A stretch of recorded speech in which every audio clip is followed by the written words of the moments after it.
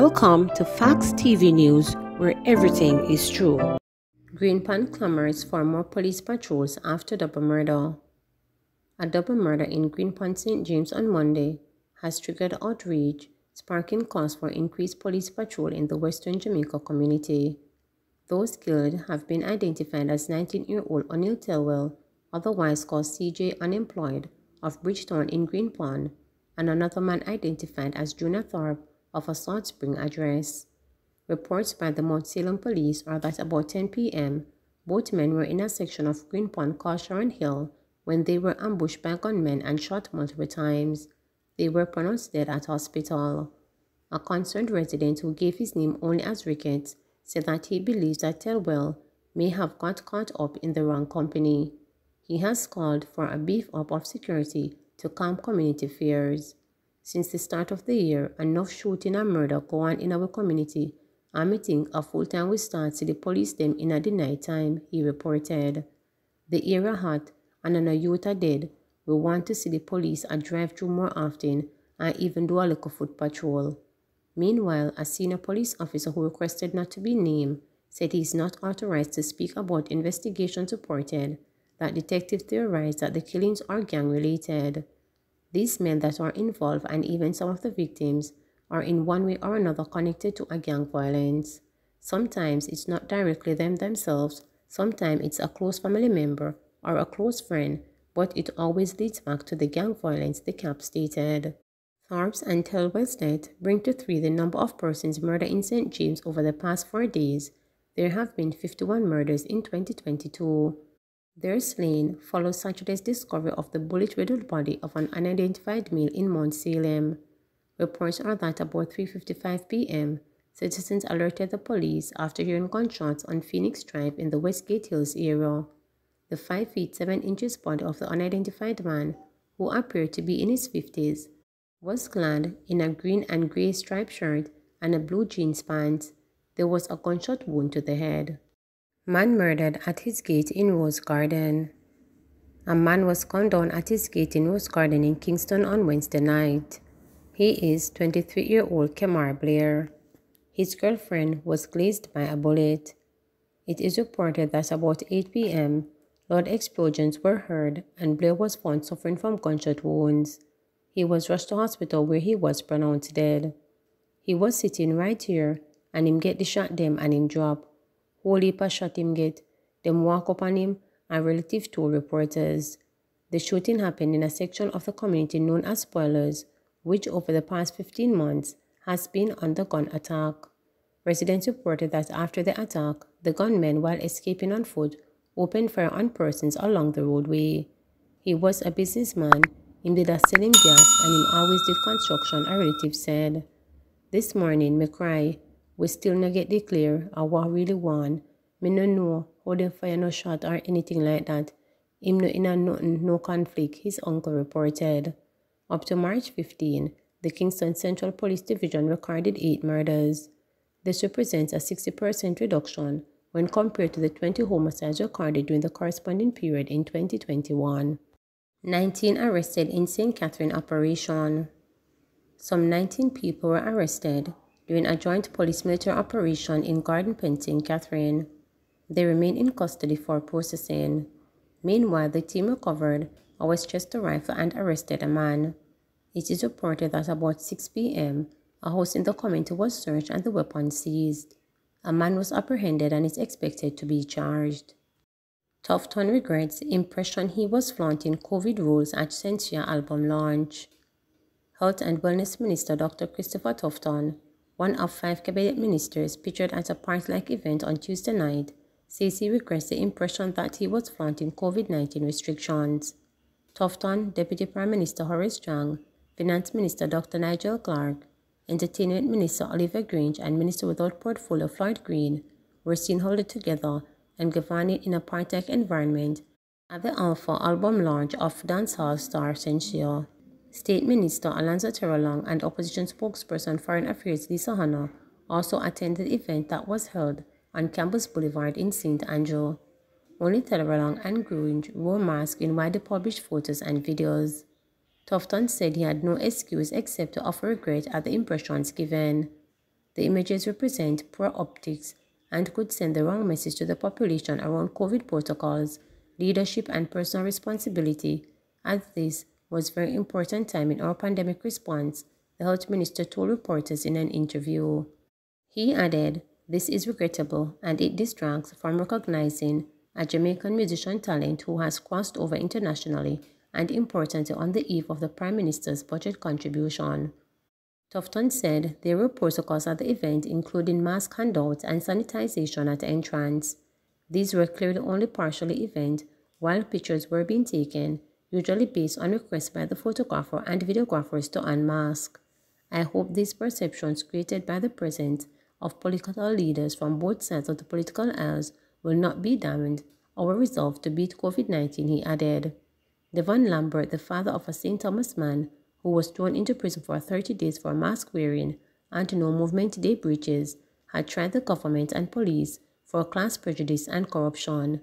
The rich man and the poor man do the same crime, but is only one gateway free. That's how it goes, said Lambert, whose son was imprisoned for a month after he could not find the funds to help pay the $200,000 fine. Elected representatives and cabinet ministers enjoyed exemption from the COVID rules. Green, the agriculture minister, who quit last September after a video went viral with him and other ruling Jamaican Labour Party officials toasting to a no-movement day during a hotel party, was reinstated in January as a minister without portfolio. The once chastened minister has been tasked, according to a March 14, 2022 statement issued by the Office of the Prime Minister, with oversight of the National Partnership Council, which addressed, among other matters, the future of the Disaster Risk Management Act restrictions. Senior Superintendent Marlon Nesbitt, commander of the St. Andrews Central Police Division, within whose parameters the venue was located, informed reporters that he did not grant permit for the hosting of the event. Anderson Scott branded grossly incompetent. Two public officials have been tagged grossly incompetent in an Integrity Commission report for their handling of two contracts that cost Jamaican taxpayers $20 million.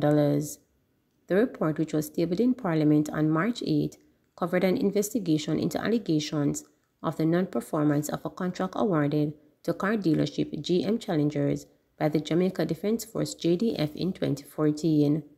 The report found that Major General Anthony Anderson, the then Chief of Defensive Staff of the JDF, and Gilbert Scott, a former Permanent Secretary in the Ministry of National Security, MNS, as the relevant accounting officers, were calibrated in the manner in which the procurement activities were conducted for the contracts awarded to the company.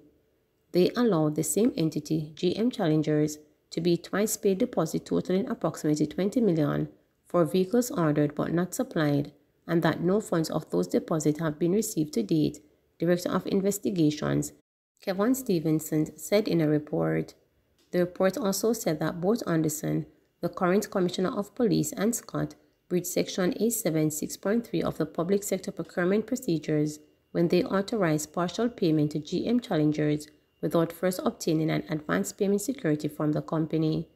In May 2014, the JDF contracted GM Challengers to provide a new ambulance at a cost of US $113,807.38 with 2-month deadline.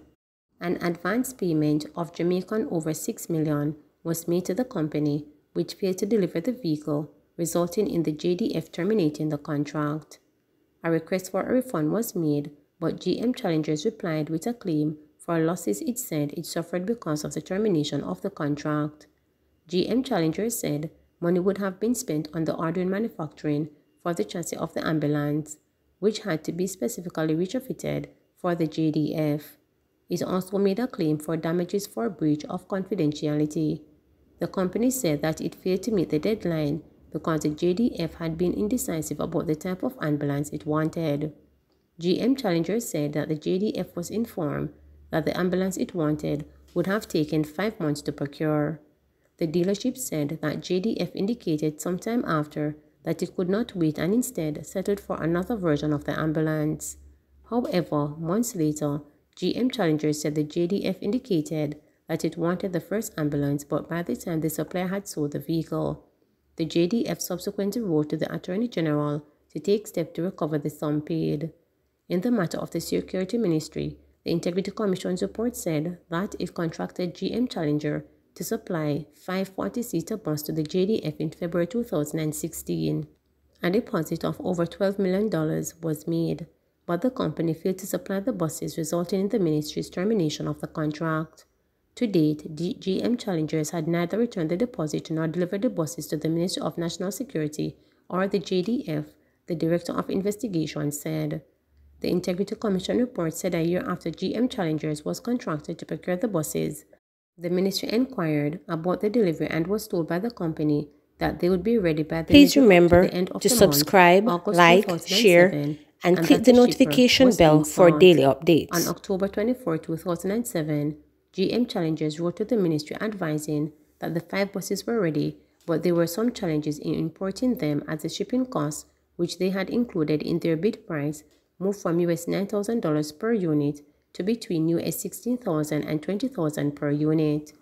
This prompted the ministry to request a refund, but instead, the company proposed that the ministry absorb the additional fringe charges or allow it to supply police cars for its inventory to offset the obligation. The Security Ministry rejected the proposal. Stevenson concluded that Anderson and Scott, or their designate, were grossly incompetent at best in their handling of the contracts outlined herein. The foregoing is a clear breach of federation of the part of the respective accounting officers who, in contravention of the procurement rules, appointed advance payment to the GM Challengers without first obtaining the requisite advance payment security, he said. The DI finds it inexcusable that the government of Jamaica, on behalf of the taxpayers, remain out of pocket for over 14 years in an instance and over 7 years in the other. He said the justifications offered by GM Challenger for failing to meet the contractual obligations and or refund the deposit pay were questionable at best, if unacceptable.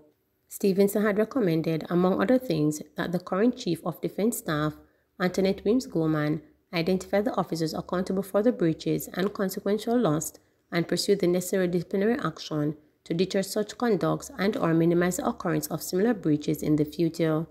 The report has been referred to the Attorney General to pursue actions deemed appropriate to put the government of Jamaica, JDF, and MNS in the position it would have been had GM Challengers not breached in 2006 contract with the MNS and its 2014 contract with the JDF to supply 5 buses and an ambulance respectively. Stevenson has also asked the AG to consider the possibility of joining, where appropriate, the negligent officers in the JDF and the MNS in any action for breach of contract in respect of GM Challenger.